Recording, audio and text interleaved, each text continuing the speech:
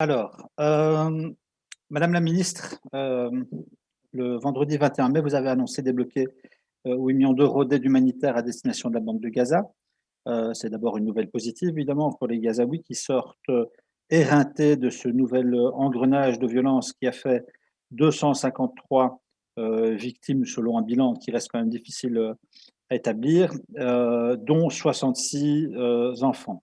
Alors, ce soutien, sera bien utile car, comme vous l'avez dit, les dégâts sont, colossaux et selon un bilan établi par, le Bureau de la coordination des affaires humanitaires des Nations unies, OCHA, 6 000 personnes ont perdu leur domicile suite au bombardement israélien et plus d'un millier de bâtiments ont été, endommagés. De nombreuses infrastructures ont été, touchées.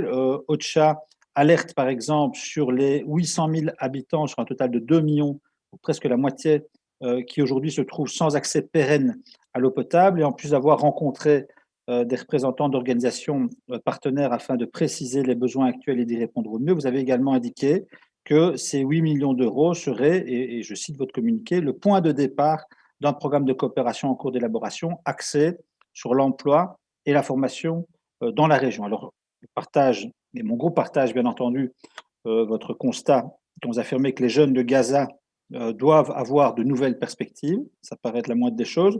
De même, j'estime aussi que les sommes qui sont ainsi libérées ne doivent pas nous empêcher, nous et nos partenaires européens, d'assumer notre juste part dans la résorption des causes profondes de ce conflit, et parmi celles-ci, le blocus.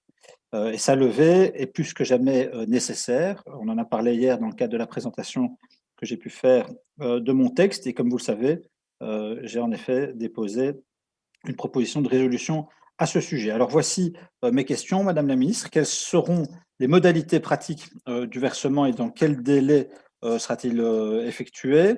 Cette aide englobe-t-elle un soutien à l'UNRWA? Et si oui, pourriez-vous détailler ce soutien? Et pourriez-vous également préciser vos intentions en ce qui concerne le plan de coopération emploi-formation que vous souhaitez mettre en place? Et je vous remercie pour vos réponses.